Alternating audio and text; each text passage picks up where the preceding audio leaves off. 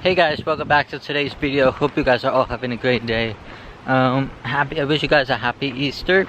I didn't know today was Easter until I got a text message from one of my friends and he was like, happy Easter. It's like, oh, it's Easter.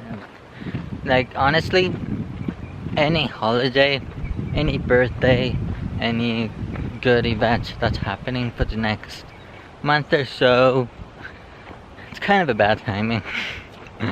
But you could always turn a negative into a positive, so you could improvise and just spend time with family inside the house, etc. But yeah, but that is not what I wanted to talk about with you guys today. So today so right now I'm in a different neighborhood. I am actually at my aunt's house. We're spending time with her family and our family. We're gonna have Easter dinner and etc. I honestly didn't think we had plans today. I woke up and I literally was just gonna, pretty much do nothing. And then I saw my sisters all dressed up. I was like, where are we going? So we're gonna have Easter dinner and yeah. So today's vlog, I'm going to be talking about the worst experiences and the good experiences that I've had in my high school life.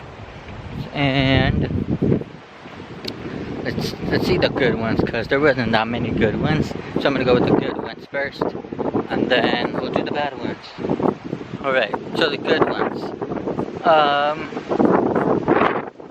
The good ones would be I got to hang out with the cool kids. I got some decent attention and etc. I mean, I always begged it till I make it, so everything that I did that was very good was because, one, I always forced myself to be social, and etc. I was antisocial, and I didn't want to be like those kids that were always in a corner eating their sandwich, chips, and just like wondering why everybody hates them, etc. Honestly, no one hates you. You're just doing this to yourself for no reason. You're trying to get the world away from you because you're scared of getting hurt and whatever. So it's always best to force yourself to be social in people's society and etc. And you could always adjust yourself when something bad is happening to you. You could just move away to the good parts to hang out with the good people and etc. So, like, for example, I was always with the cool kids because I always wanted to be with the cool kids because I thought it was amazing. You get so many attentions, you get this and that and this. There were so many cool things, but there was also so many bad things in there. Like, my entire 4 years, everybody was super fake. People were always nice to me, but that was only because they had to be nice. And it was like, okay, hey, where are you, whatever. And then they're like, okay, can you go away now? So they're like that. I guess that just makes the good and bad together with the cool friends part. One of the cool things that I did was, so in my 9th grade, I was like antisocial. 10th grade, I started to become more social. And then I was like, and then I remember I was in a JROTC program and I was selling candy for them. It was a school activity. I don't know what they were saving up for, but yeah, I would sell candy. And I remember I sold 3 boxes of candy in like less than a week. And so I was like, oh wow, I'm a pretty good salesperson. But I still didn't even think about selling candy yet. So I remember I was in a car ride on the way home. Then I was like, Mom, I would really like to make money. And I was working at McDonald's though. But I wanted to make even more money. Or I think that was before I started working at McDonald's, I'm not sure. But my mom knew I was selling candy from JROTC, and she knew how well I was doing selling these candies and etc. And then my mom was like, hey, why don't you sell your own candies? I was like, oh really? That would be cool. And then from that moment on, we went to Costco and I got my first box of candies. And it was like 30 pieces, just a small, something to start with. And it had like Skittles and Mentos, Starburst, and etc. So I go to Costco and then I started selling candy.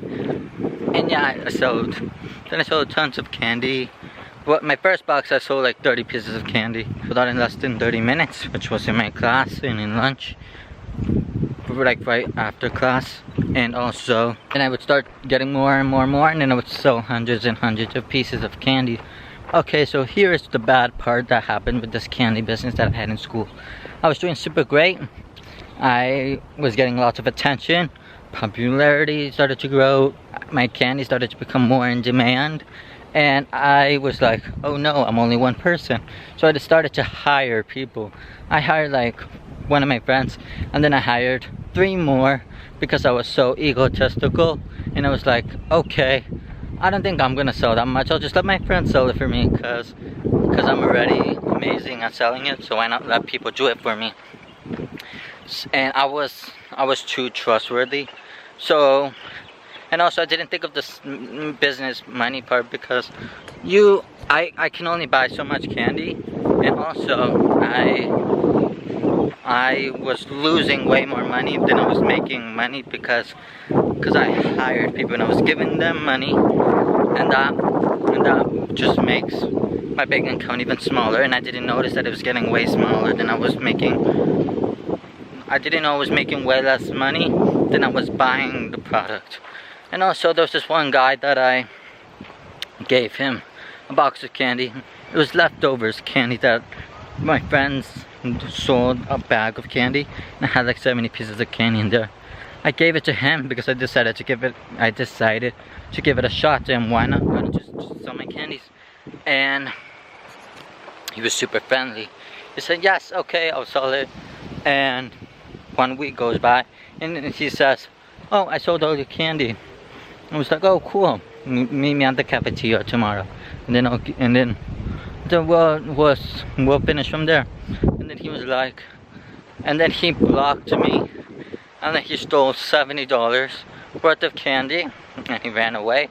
And now I heard rumors that he moved to Georgia. He moved out of the school. And I told some of my friends to go look for him to see what the problem was, because I would try to look for him. And I started, sending the message to go find this kid.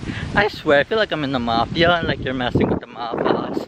But yeah, like you stole $70 from me, I'm gonna go find you. So nobody found him, and so many months go by, and then I thought he was in Georgia. I thought he was in Georgia with a whole new life, friends and whatever. 4 months go by. I'm walking through the hallways, and then I see him walking right past me, and I looked at him in the eye, and then he looked at me, I think, and then we just walked past. Like in movies where you guys do that, where actors do that cool suspense moment, and they just look right past by each other. I didn't want to say anything to him.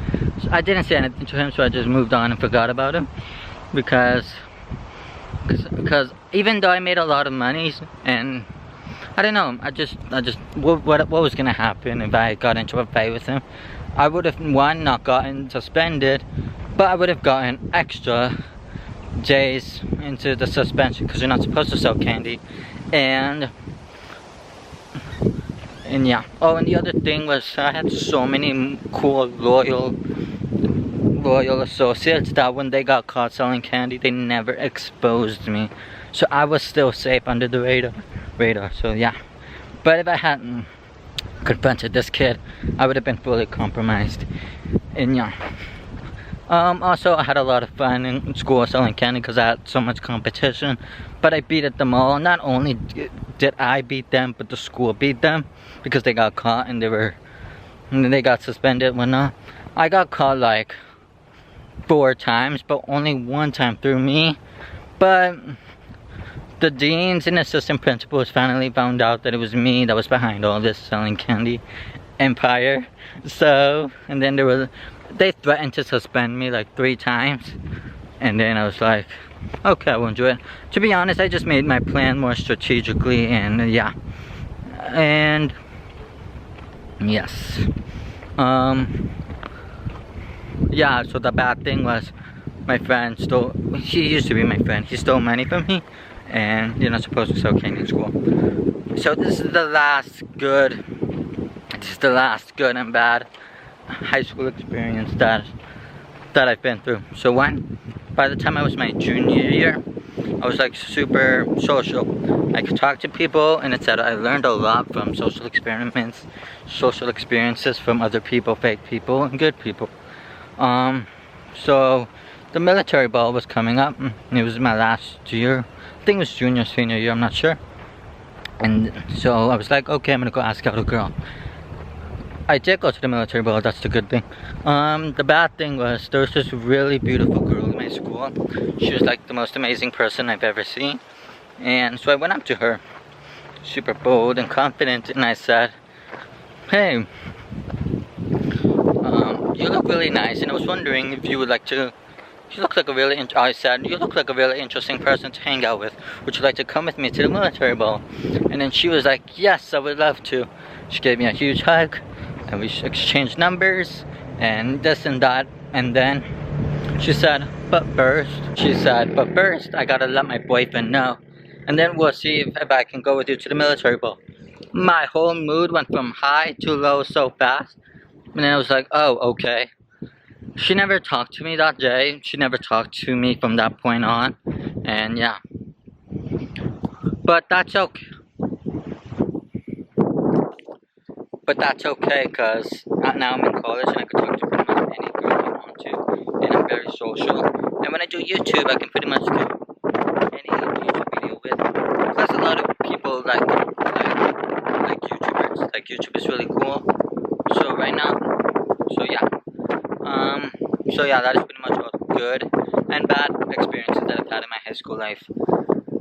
So now I'm gonna go enjoy my Easter with my family. I hope you guys enjoy your Easter with your family, friends, through FaceTime and whatnot. But yeah, so stay safe, and I will see you guys in the next one.